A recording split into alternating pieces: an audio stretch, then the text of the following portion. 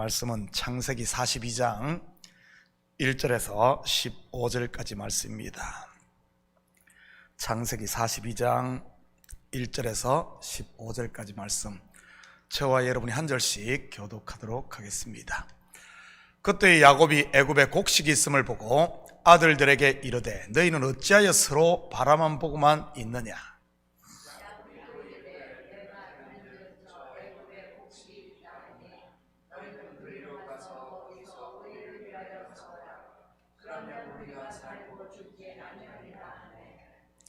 요셉의 형 10사람이 애굽에서 곡식을 사려고 내려갔으나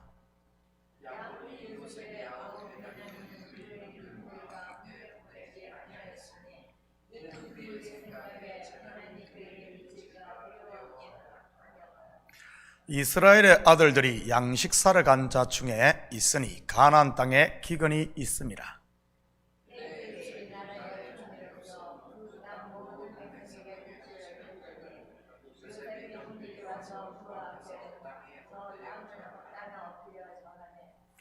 요셉이 보고 형들인 줄을 아나 모르는 체하고 엄한 소리로 그들에게 말하 이르되 너희가 어디서 왔느냐. 그들이 이르되 곡물을 사려고 가나안에서 왔나이다.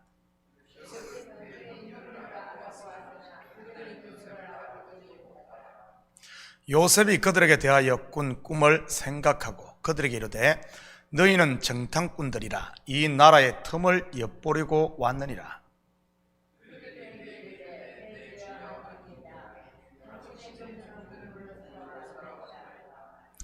우리는 다 한 사람의 아들들로서 확실한 자들이니 당신의 종들은 정탐꾼이 아니니이다.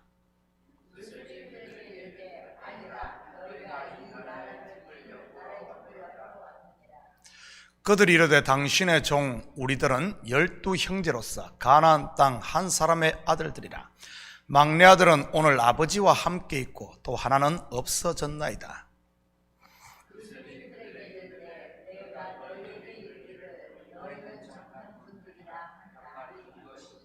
함께 읽겠습니다. 너희는 이같이 하여 너희 진실함을 증명할 것이라. 바로의 생명으로 맹세하노니 너희 막내 아우가 여기 오지 아니하면 너희가 여기서 나가지 못하리라. 아멘. 좋은 아침입니다. 우리 잠시 복습 한번 하고 가도록 하겠습니다. 7년 풍년이 끝나고 7년 흉년이 들자 애굽의 양식이 떨어지게 됩니다. 그러자 온 땅이 굶주리게 되고 결국 백성들은 바로에게 양식을 구하게 되지요. 그런데 바로가 그들에게 양식을 주었습니까? 양식을 주지 않고 오히려 요셉에게 가서 구하라고 합니다. 왜 그랬겠습니까? 자기의 왕권을 강화할 수 있는 최고의 기회인데 말이지요. 요셉의 총리직을 견고하게 해주기 위해서였을까요? 물론 성경을 겉으로 보면 그럴 수 있습니다. 히브리 노예 출신인 요셉을 총리로 세웠으니 주위 신하들의 이 반발도 만만치 않았을 테니 말이지. 이참에 그의 총리직을 확고히 해주기 위해 그럴 수도 있는 것 아니겠습니까? 일종의 고도의 무슨 정치술이라고는 할까요? 그런데 성경을 그렇게 겉으로만 봐서는 어떻게 성경이 우리에게 생명 양식이 되겠습니까? 비록 세상 사는 처세술은 키울 수 있을지 모르지만 말이지.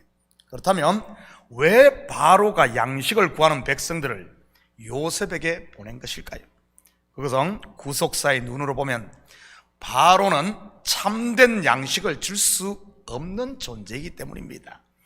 왜냐하면 바로는 율법을 상징하는 인물이니까요. 7년 풍년의 때, 즉 율법 시대에는 양식을 줄 수 있었지만 그 양식은 참된 양식이 아니었습니다. 흉년이 되자마자 바로 양식이 없이 떨어지잖아요. 출애굽기의 그림으로 말한다면 이스라엘 백성들이 광야에서 먹은 만나인 것이지요. 그들이 그 만나를 먹고도 죽지 않았습니까? 왜 죽었습니까? 만나를 그 의미도 모르고 겉으로 먹어서 그런 겁니다. 그래서 붙여진 이름이 만나 아닙니까? 여러분, 만나의 뜻이 뭐죠? 이게 먹고 이것이 무엇인가 알지 못하고 먹었다는 말입니다. 다시 말해 하나님의 말씀을 그때껏 율법으로만 먹었다는 뜻이지. 그렇다면 참된 양식은 누구만이 줄 수 있습니까? 흉년의 때 양식이 없는 그때도 죽지 않고 살 수 있는 바로 이 양식 말이지요. 바로 요셉 예수 그리스도인 것입니다.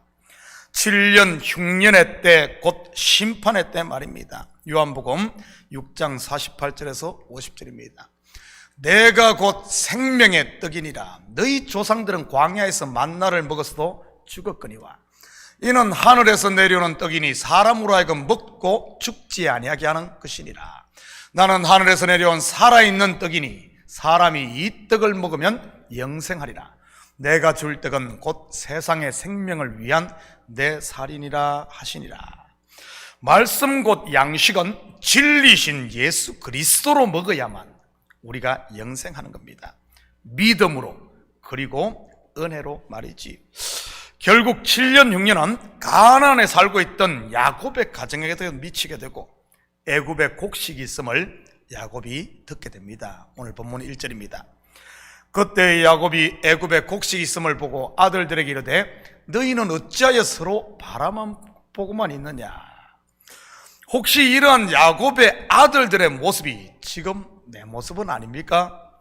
양식이 있음에도 주저주저하며 애굽으로 향하는 것이 아니라 서로만 바라보고 망설이고 있는 모습 말이지. 그렇지 않으면 차일피 내일로 미루고만 있는 모습 말입니다. 지금은 쫄쫄 굶고 있으면서도 말이지. 믿음은 도전이요 내려놓음이요 나를 포기하는 것임을 잊지 마시기 바랍니다. 서로만 쳐다보고 있어서는 안 됩니다. 양식이 있는 애굽, 더 나아가 요셉을 바라봐야 하는 것이지. 어제 수요예배에서도 말씀드렸듯이 베델로 향해야지 세겜에만 머물러 있어서는 안 된다는 말입니다. 서로만 쳐다보면 허물밖에 더 보이겠습니까? 그러다가 결국은 인간 냄새만 풍기게 되는 것이지. 저는 우리 교회가 사람만 쳐다보는 것이 아닌 하나님을 바라보는 공동체가 될 수 있기를 축복합니다. 그러면 냄새가 아닌 우리 가운데 향기가 날 테니 말이지. 결국 아버지 야곱에게 등이 떠밀린 요셉의 형제들은 애굽의 곡식을 사러 내려갑니다. 4절입니다. 야곱이 요셉의 아우 베냐민을 그의 형제들과 함께 보내지 아니하였으니 이는 그의 생각에 재난이 그에게 미칠까 두려워함이었더라. 총 몇 명이 양식을 사러 갔습니까? 10명입니다. 그런데 그들이 양식을 살 수 있었을까요? 아닙니다. 오히려 양식은 그냥 정탐꾼으로 몰려 감옥에 갇히게 됩니다. 요셉이 형제들을 정탐꾼으로 몰아 옥에 가두며 요구한 것이 뭐죠? 왜 이들이 양식을 사지 못하고 옥에 갇힙니까? 바로 막내 아우 베냐민이 없어서 그런 겁니다. 그가 오면 그들이 정탐꾼이 아님이 증명되고 풀려날 뿐만 아니라 애굽에서 양식을 살 수 있게 됩니다. 그런데 막내 베냐민을 놓지 않고 있는 사람이 누구죠? 바로 아버지 야곱입니다. 그렇다면 여기서 베냐민이 갖는 구속사적 의미가 무엇인지를 우리 한번 살펴봐야 합니다. 베냐민의 뜻이 뭐죠? 오른손의 아들, 의의 아들이라는 뜻입니다. 10명의 형제들에게 이 한 명, 곧 베냐민이 더해질 때, 의의 아들, 오른손의 아들이 더해질 때 온전한 화해가 이루어지고 양식을 얻을 수 있는 이 베냐민, 누구를 모형하겠습니까? 하나가 더해야지, 하나, 바로 예수 그리스도인 겁니다. 열이라는 형제 율법에 예수 없는 율법은 사망이요 저주요 심판입니다. 이 율법에 예수 그리스도가 더해질 때 율법이 완성되어지며 우리가 죄 있는 자가 아니라 죄 없는 자로, 용서받은 자로, 심판이 아니라 생명으로 옮겨지는 겁니다. 물론 10명의 형제는 여기서 율법을 상징하고요, 이런 율법이 완성되기 위해서는 의의 아들 예수가 와야 한다는 말입니다. 또한 여기서 우리는 야곱의 관점에서도 한번 살펴보아야 합니다. 지금 10명의 아들들이 양식을 얻지 못하고 애굽에 내려가 감옥에 갇혀 있는 이유가 뭡니까? 바로 베냐민의 부재 때문 아닙니까? 그런데 이 베냐민을 누가 지고 있습니까? 아버지 야곱입니다. 영적으로 보면 본문에 등장하는 야곱은 하나님 아버지를 모형합니다. 야곱에게 있어 베냐민은 어떤 아들입니까? 유일한 아들입니다. 요셉은 오래전에 잃어버렸고 10명의 아들들은 애굽의 곡식을 사러 가 감옥에 갇혔고 말이지요. 유일한 아들 베냐민, 바로 독생자 예수 그리스도를 모형하고 있는 것이 베냐민입니다. 야곱이 베냐민을 놓지 않으면 어떻게 되겠습니까? 온 가족이 굶주리게 되고 그 10명의 아들들 또한 감옥에서 나오지 못하는 그런 갇힌 자가 되는 겁니다. 그뿐만 아니라 요셉과 화해도 이룰 수 없는 것이고요. 그렇게 되면 잃어버린 아들 요셉도 다시 찾을 수 없는 것이지. 그런데 야곱이 어떻게 합니까? 나중에 보면 내가 자식을 잃으면 잃으리라 하고 베냐민을 애굽으로 보냅니다. 구속사의 그림으로 보면 예수 그리스도를 이 땅에 보내 십자가에 내어주는 모습인 것이지. 그래서 어떻게 됩니까? 잃어버림으로 찾게 되는 겁니다.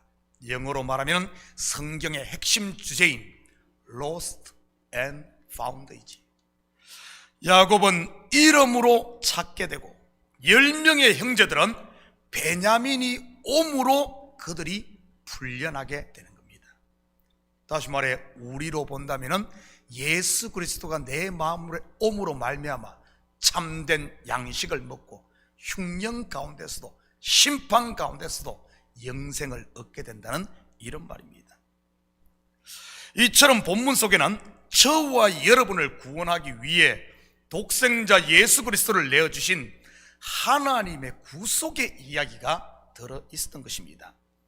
혹시 지금 이 시간 내가 야곱의 모습인 분은 없습니까? 포기하고 내려놓아야 할 것을 내가 꽉 쥐고 있으므로 가까이에 있는 형제들, 자매들, 가정을, 교회를 힘들게 하시는 분들 말이지.